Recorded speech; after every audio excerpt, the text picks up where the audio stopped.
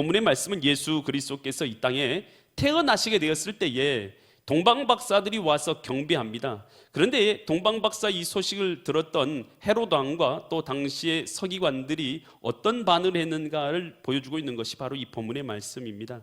과연 이 말씀을 통해서 하나님께서 이 시간도 우리에게 무엇을 말씀하기 원하시고 무엇을 깨닫게 하시는가, 나에게 주신 하나님의 음성이 있는 은혜의 시간 되시기를 간절히 축원드립니다. 마태복음 2장 1절로 3절 말씀 우리 한 절씩 교독해서 봉독이 올립니다. 헤롯 왕 때에 예수께서 유대 베들레헴에서 나시게 됩니다. 그때 동방으로서 박사들이 이제 예루살렘에 이르게 됐는데 2절, 유대인들의 왕으로 나시니까 어디 계시냐? 이 동방 박사들이 이제 헤롯에게 가서 묻는 것이죠. 우리가 동방에서 그의 별을 보고 그에게 경배하러 왔습니다 라고 말한 거예요. 그랬더니 3절 같은 반응이 나타난 거예요. 헤롯 왕과 온 예루살렘이 듣고 뭐 있어요? 소동했다.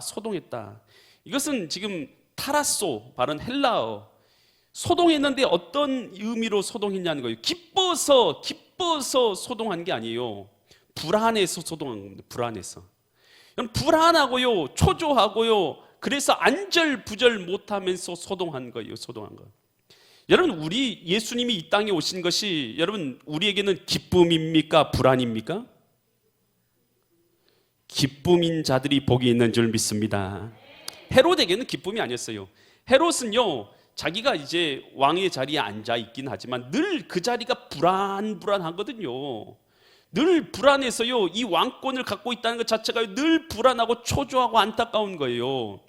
이 헤롯이라는 존재는 원래 이스라엘의 정통 지파는 12지파잖아요. 12지파에서 이들이 나온 자들이 정통인데 헤롯은 에돔 지파 출신입니다. 에돔 지파. 그러니까 정통이 아니에요. 정통이 아니다 보니까 늘 그 밑에는 마음속에는 뭐가 있냐면 늘 이 왕권에 대한 불안한 마음이 그 가운데 들어있는 것이에요. 에돔 족속이었는데 로마 황제에게 환심을 싸가지고 돈을 많이 줘가지고 환심을 사가지고 왕자리를 차지하게 되는 게 헤롯 왕이에요. 그러니 그 마음 가운데는 늘 불안함이 있죠. 왕권에 대한 불안함이 그 가운데 있는 거예요. 정통성이 없다. 나는 정통성이 없는 사람이, 이런 생각이 그 가운데 늘 있는 것이죠. 그뿐만 아니에요. 그런 마음 가운데 왕권에 대한 그 마음을 완전히 꽉 사로잡고 있으니까요. 여러분, 심지어는요, 자기 아들을 죽여요. 첫째 아들 안티피터를 죽입니다. 왕권을 위협한다 생각하고 첫째 아들을 죽여요. 둘째 아내와 아들, 셋째 아내와 아들을 다 죽입니다. 여러분, 자기 왕권을 넘본다고 생각하니까 주변 사람들을 막 숙청하고 죽인 거예요. 이것이 바로 헤롯이에요. 여러분, 하나님의 아들 독생자 예수님이, 하나님께서요, 우리를 지으신 하나님께서 육신을 입고 이 땅에 오셨다. 여러분, 그럼에도 불구하고 경배할 수 있는 마음의 여유조차도 없어요. 왜요? 경배가 고사하고 자기 왕권을 위협할까 하는 그 마음에 완전히 사로잡혀가지고 뭐하고 있는 것입니까? 어떻게 하면 이 왕권에 위협하는 것을 다 제거할까? 그런 마음만 그 속에 들어있는 것이에요. 그러니까 어떤 결정을 내립니까? 마태복음 2장 16절을 보니까 이 소식을 듣고 헤롯 왕이 내린 결정은 이거예요. 이에 헤롯이 박사들에게 속은 줄 알고 심히 노하여 사람들을 보내요. 베들레헴과 그 모든 지경 안에 있는 사내들을 박사들에게 자세히 알아본 그때를 기준하여 2살부터 그 아래로 다 뭐 있어요? 여러분, 혹시 어떤 사람인지 모르니까 2살 아래로 다 죽여. 여러분, 그 마음에요, 이 탐욕이, 그 마음의 권력욕이 여러분 주인되어 있으니까 그거에 방해되는 것은 전부 다 숙청하고 제거하는 거예요. 여러분, 지금 예수님이요, 그 마음의 주인 되실 수가 없는 것이죠. 하나님께서 그 마음의 주인 되실 수가 없다라는 것입니다. 뭐가 우리 마음의 주인 되었느냐? 여러분, 미리 우리 마음 가운데 주인 되어 있으면 주님이 주인 되실 수가 없는 것이죠. 여러분, 우리 예수 그리스도를 믿는 사람들은 예수님을 내 마음의 주인 삼은 자들인 줄 믿습니다. 여러분, 이 성경에 보면 이스라엘의 이 초대왕이 있어요. 이스라엘 초대왕이 누굽니까? 사울왕이죠. 사울왕. 하나님께서 이스라엘 초대왕으로 사울왕을 세웠어요. 그러니까 초대왕으로 세웠다는 것은 대단한 인물이죠. 대단한 인물이고, 그리고 명예와 권력을 다 가진 자였죠. 그 전에는 왕이 없었잖아요. 사울왕 전에는. 근데 왕이 되었으니까 얼마나 대단합니까? 여러분, 그런데 블레셋이 군대를 이끌고 나왔을 때 전쟁을 치르게 돼요. 그때 전쟁을 치르게 될 때 전쟁에서 영웅으로 등장하게 된 인물이 다윗이라는 인물이죠. 다윗이라는 인물이 나타나서 골리앗을 죽이지 않습니까? 그러면서 영웅으로 등장하게 돼요. 그러면서 사람들이 이제 노래를 부르는데 사무엘상 18장 7절 8절 보면 여인들이 뛰놀면서 이제 이 골리앗을 이겼으니까 뛰놀면서 노래하면서 이르되 사울이 죽인 자는 몇 명이라고요? 천천이라는 뜻은 천 곱하기 천이에요. 제가 산수를 잘 못해요. 천 곱하기 천이면 몇 명입니까? 100만 명. 저보다 못하시면 어떻게 합니까? 다윗은 만만이요. 만 곱하기 만이라는 거예요. 그러니까 이 진짜로 천 곱하기 천 명을 죽였다는 얘기가 아니라 무슨 뜻입니까? 이렇게 많이 죽였다라는 이런 상징적인 말이죠. 그리고 다윗이 죽인 자는 몇 명이에요? 만만. 진짜 만 곱하기 만만큼 죽인 게 아니라 백만이 많은 사람들을 죽였다. 그리고 전쟁에 혁혁한 공을 세운 자다라고 여인들이 이제 찬양을 한 것이죠. 여러분, 그런데 이 찬양을 받고 우리는 아무렇지도 않잖아요. 그런데 사울은 어떤 마음이 들었어요? 사울의 마음 가운데는 이런 마음이 드는 거예요. 모든 사람이 누구보다도 자신을 가장 높여야 된다라고 생각하는 마음이 있었던 거예요. 모든 사람이 자기를 가장 높이고 사람들이 가장 자기를 인정해야 된다라는 마음이 그 마음 가운데 있었던 것이죠. 그런데 누굴 나보다 더 높여요? 사울보다 다윗을 더 높이잖아요. 다윗을 더 높이니까 그런 마음을 갖고 있는 사울에게 그것이요, 마음에 뭐가 되는 것입니까? 그 마음 가운데 그것이 우상이 된 것이죠. 누구든지 다른 어떤 사람보다 자기를 더 높여야 되고 다른 사람들이 자기를만 인정해야 되는데 그게 아니죠. 그러니까 다윗이 결국은 누가 된 것입니까? 그에게는 여러분 원수가 된 거예요, 원수가. 그래서 그때부터 시작해서 다윗은 어떤 삶을 살게 되는 것입니까? 아니, 사울은 어떤 삶을 살게 되는 것입니까? 다윗을 죽이려고 군대에 모아가지고 10년 동안이나 다윗을 쫓아다닌 거예요. 이런 바보 같은 인생을 살게 만드는 것이죠. 여러분, 가족관계 다 깨지죠. 뭐 자세하게 얘기하면 설교 시간이 길어지니까 말 못하지만 가족관계 다 깨어지고, 여러분 그 하나님과의 관계도 다 깨어지고, 그리고 평생을 다윗만 쫓아다니면서 인생을 허비한 인생으로 살다가 비참하게 인생 마감하게 된 자가 사울 아니겠습니까? 여러분, 이 사울은 어떤 것입니까? 사람들의 인정 혹은 성공, 여러분 이것이 그의 우상인 것이죠. 그래서 내 다른 사람한테 인정받지 못하면 나는 살 수 없어. 여러분, 이런 마음 가운데 살아. 다른 사람들이 나에게 관심만을 가져주기를 바래. 여러분, 요즘에 관종이라는 말이 있잖아요. 관종. 다른 사람들이 나에게 관심을 가져요. 그래서 인플루언서 중에서 그런 사람들이 막 등장하게 되죠. 유튜브 채널 가운데서 다른 사람한테 관심 받으려고 높은 곳에 매달리게 하고 막 이상한 행동들을 하는 사람들이 요즘에 막 등장하고 그러지 않습니까? 여러분, 그런 것들이 뭐가 된 것입니까? 그 마음 가운데 우상이 되어버린 것이다라는 것입니다. 여러분, 그런데 우리 하나님께서는요, 우리를 성공을 위해서 부른 것이 아닌 줄 믿습니다. 성공을 위해서 부른 게 아니라 하나님의 뜻대로 사랑하도록 부른 줄 믿습니다. 비록 내가 지금 이 자리에서 성공 못했다 하더라도 내가 주님의 뜻대로 사랑하며 살고 있다면 그 사람은 주님 보시기에 바른 삶을 살고 성공한 인생인 줄 믿으시 바랍니다. 많은 사람들은 여러분, 내가 어떻게 하면 뭔가를 얻고 성공하고 인정받고 높은 자리에 올라가고 그것만 생각해요. 여러분, 하나님의 뜻은 그게 아니에요. 내가 주님의 뜻대로 살아가는 것입니다. 할렐루야. 여러분, 그래서 이 인도의 컬카타에서 소외된 사람들을 돌보면서 평생을 살았던 여러분 이 테레사 수녀, 여러분 그가 뭐라고 말했습니까? 하나님은 우리를 성공으로 부른 것이 아니라 사랑으로 불렀다. 여러분, 우리 신자들이요, 우리가 살아갈 때에 성공만 바라보지 말고 하나님께서 내게 주신 물질이 됐던 지위가 됐던 자리를 통해서 여러분 하나님의 뜻과 사랑을 이루며 살아갈 수 있기를 간절히 축원드립니다. 이 침례교 목사인 이 트레빈 왁스라는 사람이 책을 하나 썼어요. 우리 시대의 6가지 우상이라는 제목을 가지고 책을 썼어요. 그러니까 그는 이제 6가지 우상들로 해서 그 책 내용이 그런 내용이에요. 6가지 정도가 우리의 이 우상이 될 수 있다라는 것인데요.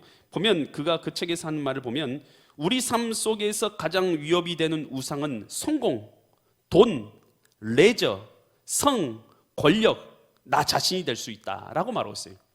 여러분, 그러니까 우리가 우리 삶 가운데서 우상이 될 수 있는 거, 여러분 성공도 우상이 될 수 있고 돈, 레저나 성이나 권력이나 심지어는 나 자신조차도 우상이 될 수 있다라는 것을 알아야 되는 것이에요.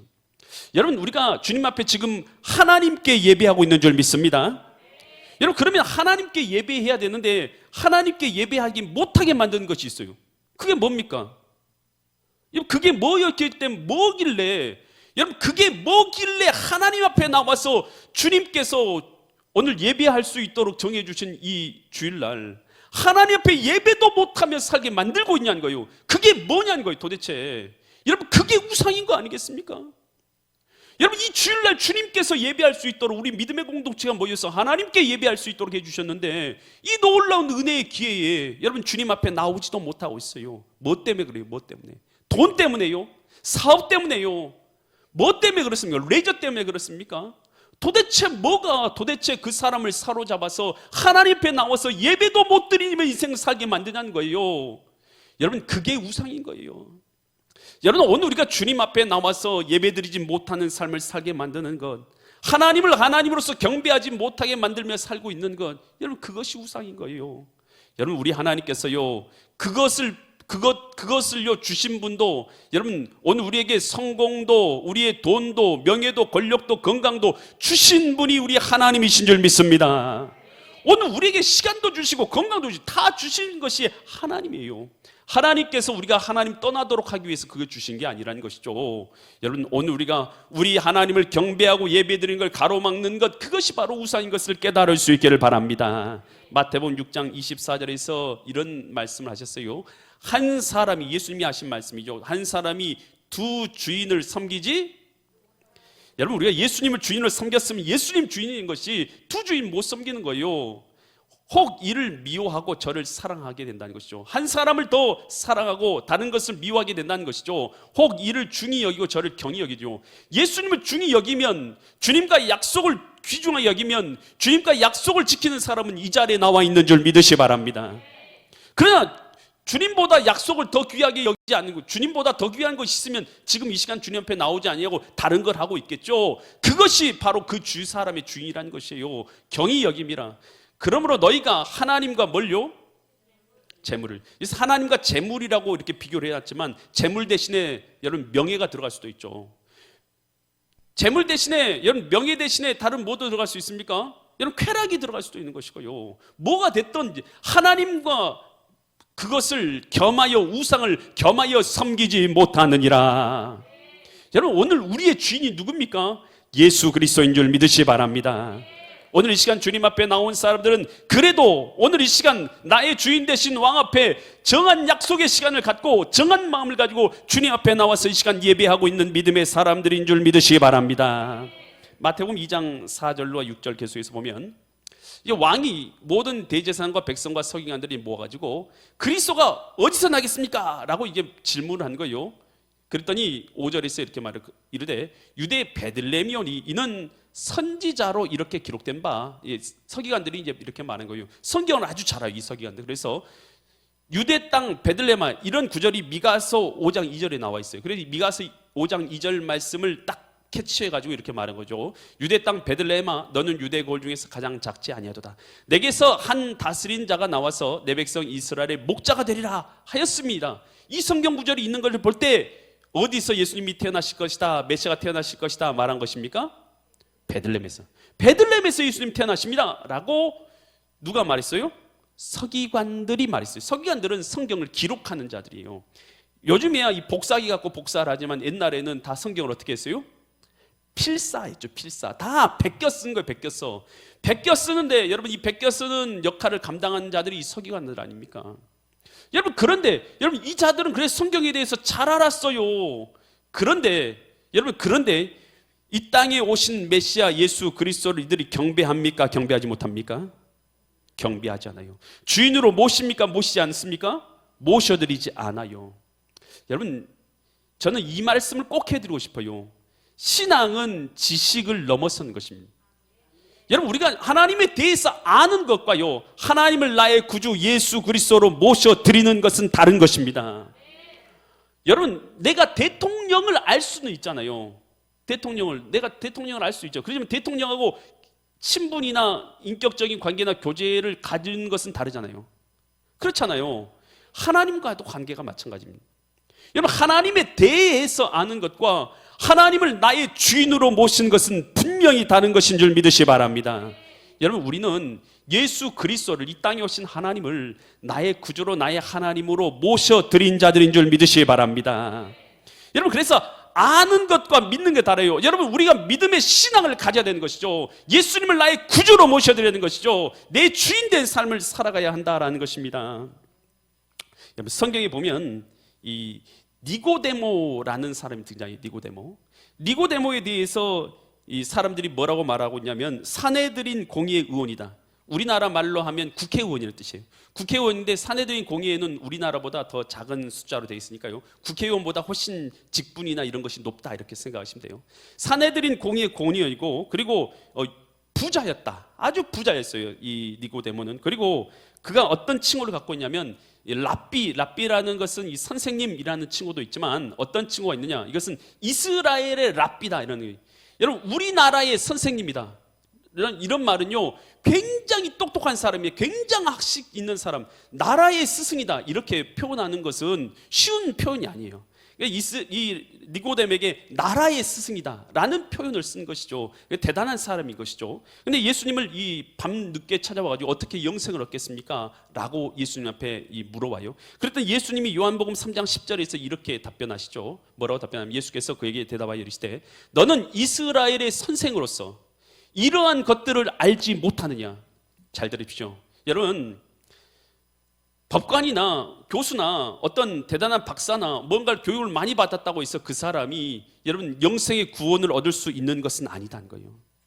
여러분, 그런 걸로 여러분 착각하지 마세요. 여러분, 혹시 우리가 여러분 나는 뭐 시골 할머니고 교육도 못 받고 초등학교도 못 다녔는데 나는 구원받을 수 없는가? 여러분, 지식으로 구원받는 게 아니라는 거예요. 예수 그리스도를 주인 삼아야 구원받는 줄 믿습니다. 지식이 아니에요. 똑똑한 사람이라고 구원받는 거 아니라는 거예요. 예수 그리스도를 나의 구주로 모셔드린 사람이 구원받는 것임을 믿을 수 있기를 바랍니다. 전 문화부 장관이었던 이어령, 돌아가신 좀 됐죠. 몇 달 전에 돌아가신 거 제가 들었었는데, 이어령 씨가 있어요. 시대의 지성이다라는 게 그 사람의 별명이었어요. 시대의 지성. 얼마나 똑똑하면 사람들이 시대의 지성이라고 불렀겠습니까? 그리고 문화부 장관 자리까지 올라갔겠습니까? 대단한 인물이었죠. 그는 어렸을 때 하나님을 믿지 않았어요. 근데 그의 딸 이민아 씨는 하나님을 믿게 됐죠. 미국에 이제 가지고 캘리포니아에서 살면서 대단한 이 여인이었어요. 그 여인도. 여러분, 그곳에서 또 우리나라의 뭐 검사 같은 그런 자리에 막 올라가고 그러면서 대단한 여인이기도 하죠. 그런데 병에 걸려요. 병에 걸려가지고 암에 걸리게 됩니다. 자녀를 낳았는데 자녀는 자폐증을 겪게 되고, 그리고 또 자기 본인은 암에 걸리고 그 암으로 인해서 시각을 잃어버리게 됩니다. 그래가지고 이제 하와이에 있는 한 병원에 이제 입원해 있는 거예요. 그러니까 이제 그 이여령 씨가 그 딸을 위로하러 이제 위문차 이 병원에 찾아가게 되는 거예요. 지금 딸이 눈이 안 보이잖아요. 병실에 들어갔는데 병실에서 소리가 조금씩 들려요. 조용히 들어가는 거예요.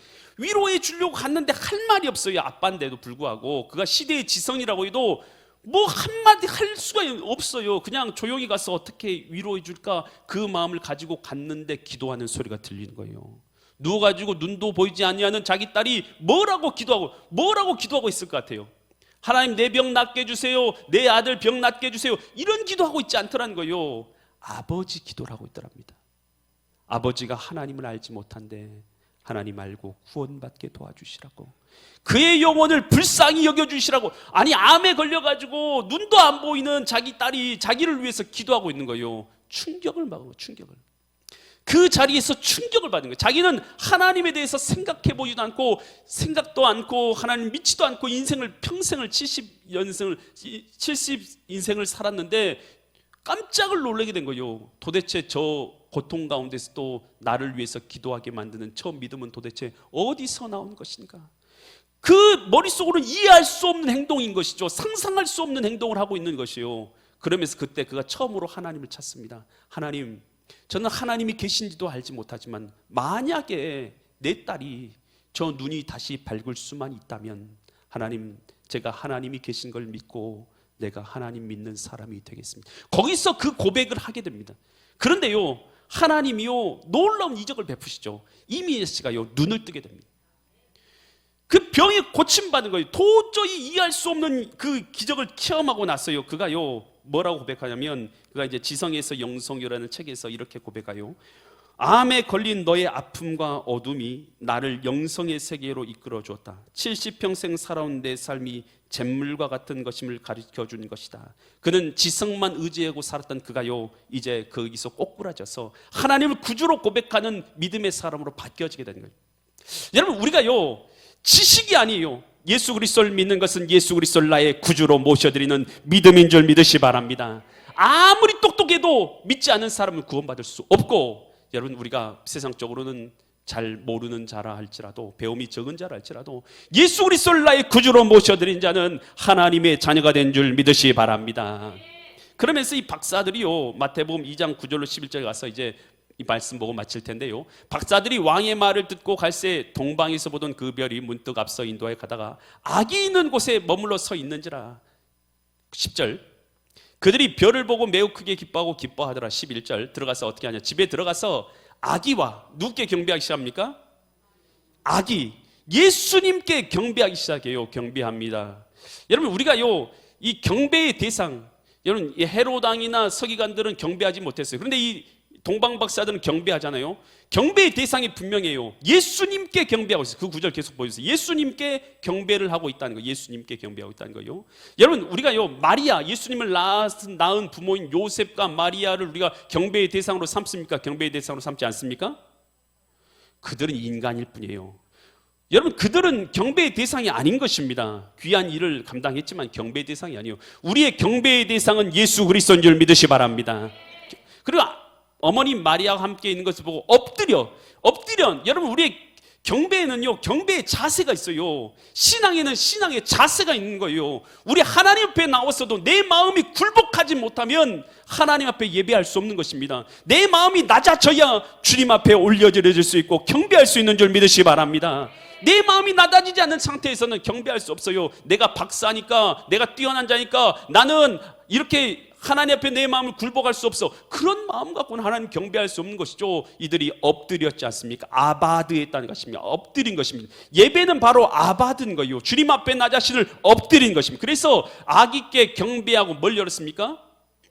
보배합을 열었어요. 보배합을 열어서 왕궁과 유황과 몰려. 보배합. 여러분, 나의 보배가 뭡니까? 사람마다 보배는 다 달라요. 나의 시간이 보배인 사람도 있고, 나의 재능이 보배인 사람이 있고, 나의 물질이 보배인 사람도 있어요. 여러분, 오늘 주님 앞에 하나님께 합당한 경배를 여러분, 이 동방박사들은 올려드렸다라는 것입니다. 내 재능으로, 내 시간으로, 나의 물질로 주님 앞에 여러분, 우리의 시간의 경배가 있을 수 있기를 바랍니다. 여러분, 우리의 힘에, 우리의 노력과 헌신의 경배가 있을 수 있기를 바랍니다.